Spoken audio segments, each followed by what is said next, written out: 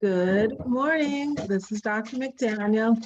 I'm a board certified obstetrician gynecologist in New York City, and I'm bringing to you all things health related for women. Thank you for joining me at the corner today.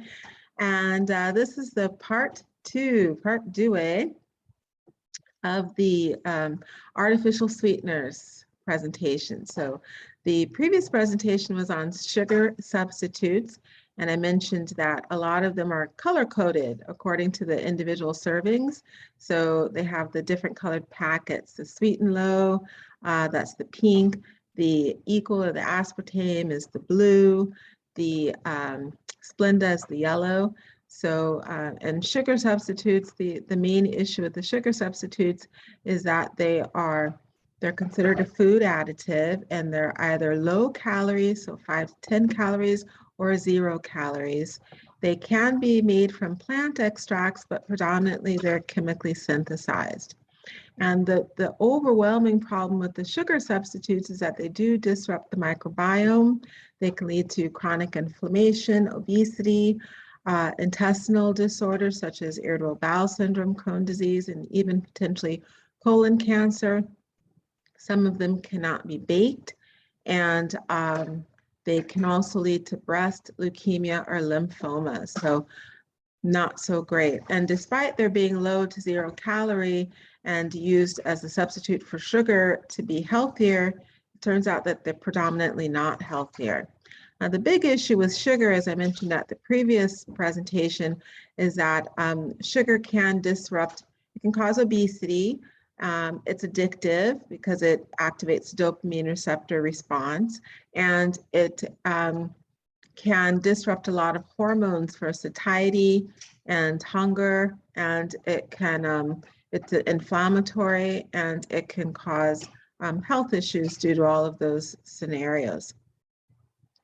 So the alternate side of the artificial sweeteners was, so one was the sugar substitute, which I presented last time. And today I'm going to discuss the second half of the artificial sweeteners, which are sugar alcohols.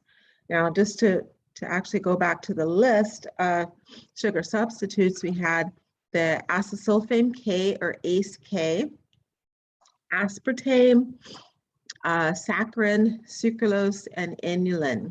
And as far as the sugar alcohols go, they differ predominantly from sugar substitutes because they're metabolized without spiking insulin. And they're only partially digested in the intestinal system. So they go through the small intestine without digestion, and then they reach the large intestine. And because of that, they're reaching the large intestine, they can cause some bloating and digestive issues as far as loose stools, or for some people diarrhea if they are taken in a high content. So that's the kind of the big issues, because they kind of have a dumping scenario in the large intestine. Despite that, as long as you either slowly or gradually build up on your intake of the sugar alcohols, or maintain a moderate level of intake of sugar alcohols, they won't cause intestinal issues. The good news with the sugar alcohols is that none of them will promote tooth decay, because the bacteria in the mouth cannot digest or metabolize them. So they don't break down in the mouth with the oral bacteria, so they do not lead to bacterial growth or dental erosion, so they don't lead to cavity formation like sugar, pure cane sugar, other natural sugars, or like the sugar substitutes. Now, most sugar alcohols are naturally occurring, so you can find them in fruits and in vegetables, but for the large scale that we have for the sugar alcohols that are produced around the world, they're predominantly produced with manufacturing companies, so they're processed on a large scale, and they're formed by fermenting corn or wheat. And then let's see the list of sugar alcohols. Of course, I'm referring to my list to make sure I stay on point. The list of sugar alcohols are erythritol, and that's popularized by the brand Swerve. So there's erythritol, xylitol, monk fruit, stevia, truvia, sorbitol, maltitol, and isomalt. Those are the most popular, most common ones. So I'll go through those. Erythritol, which I prefer, amongst all of them, I really like erythritol. It tastes great to me. I don't have any issues with digestion for it. I think I've probably built up over the last several years. And erythritol is a sugar alcohol that is naturally present in some fruits and fermented foods such as grapes, pears, wine, cheese, and mushrooms. And it was discovered a long time ago. It was discovered by a chemist named John Stenhouse in 1848, and he's a Scottish chemist. The FDA approved its use as a food additive in 2001, and that's the same year that the brand Swerve was released. It came out in 2001. It's approximately 70% as sweet as sugar, but it actually tastes sweeter. Maybe I haven't had sugar in a long time, that's why it tastes sweeter, but it tastes either just as sweet or actually sweeter than sugar to me. But technically, it's 70% as sweet as sugar, and it has 70% fewer calories. Let's see, some other take-home points for it is that it does not, as most sugar alcohols, does not spike blood sugar levels or glycemic index, does not spike insulin.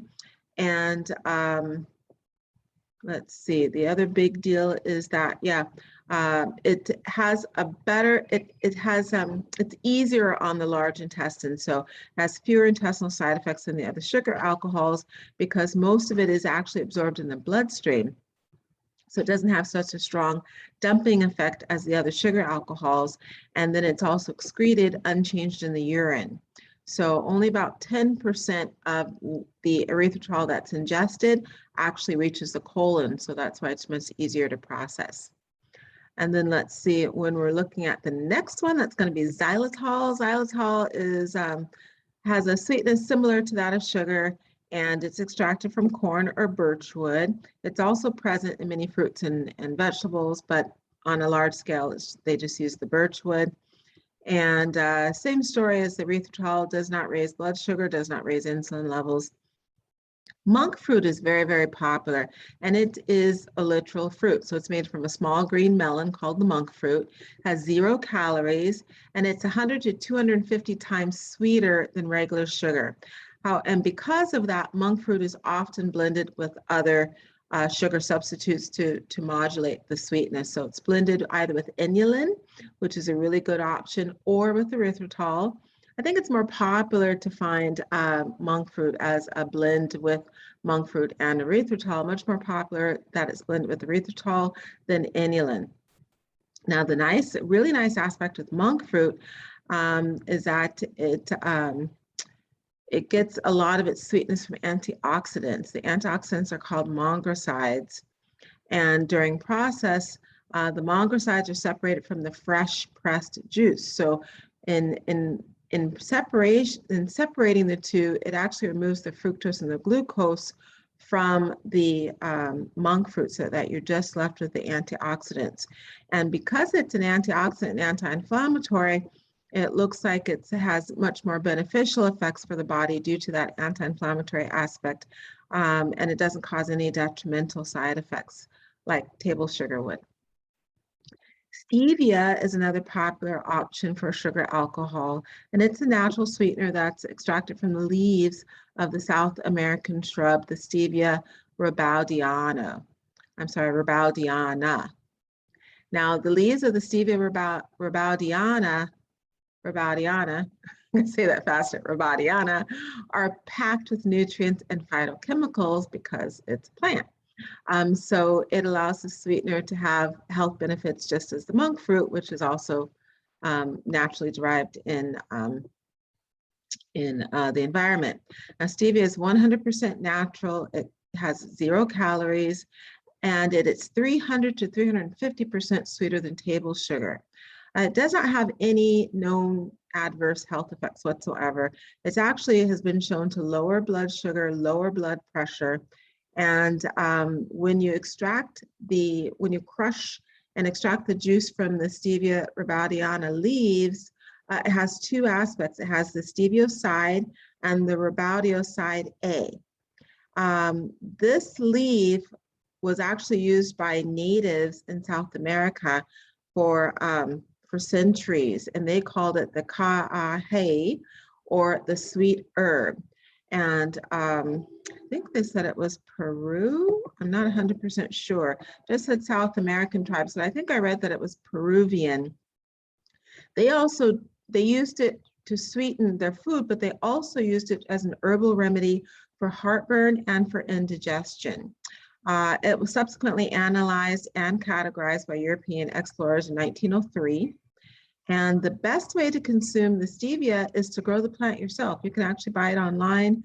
You can grow the plant yourself, and you just crush the whole leaves and use the juice as a sweetener.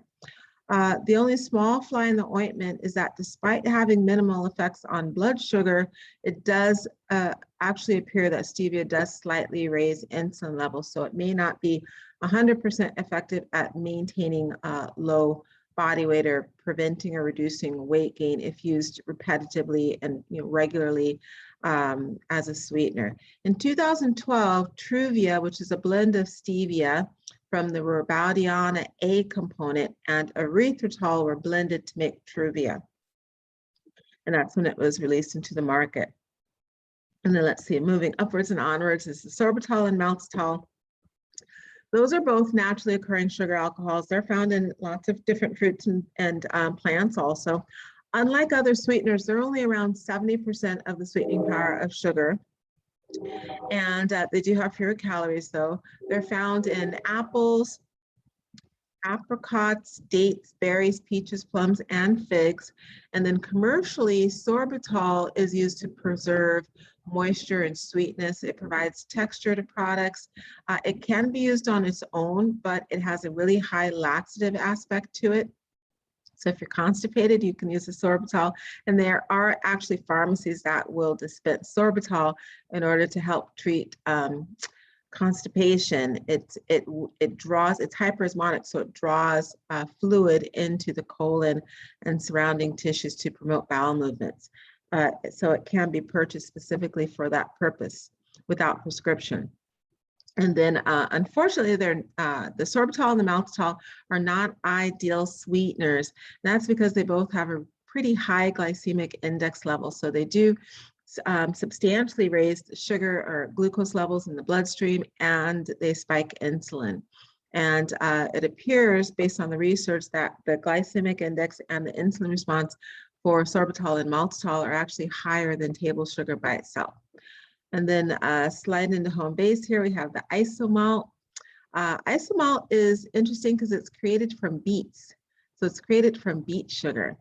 And it's an ingredient that most people are not familiar with unless they're cake decorators, because in the baking industry or the cake decorating industry or food manufacturing industry, it's a very popular sugar-free sweetener.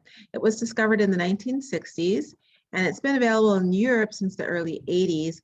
Despite having a mixture of two sugar alcohols, glucomannitol and glucosorbitol, it does not appear to increase blood glucose or insulin levels, which is grand. And in addition to its use by baking experts for decorations, isomalt is also a key ingredient in a lot of factory, mass-produced hard candies, chewing gums, chocolates, baked goods, and cough drops. And I guess that's also, it can be heated without losing its sweetness or changing its color. So it's used boiled, baked, or heated, and as like icings and decorations. So I hope that's been helpful information on sugar alcohols and how they specifically differ from sugar substitutes, all being under the umbrella of artificial sweeteners. So I think the take-home message from today's presentation was that the stars of the sugar alcohol world are erythritol and monk fruit. And then I guess the third, trailing in the pack, but still kind of third, the bronze award, that's how I'll say it. The bronze award goes to Stevia and Truvia. So thank you for joining me at GYN Corner. Please hit that like, subscribe, and follow buttons if you enjoy the content and you're interested in hearing more information on everything health related for women. You can leave a question. I'll be more than happy to answer it in a future presentation. And make sure you check out not just the Facebook page, but the YouTube channel, GYN Corner, and our podcast, GYN Corner. We're on all of the platforms available. Have a great rest of your day. Bye.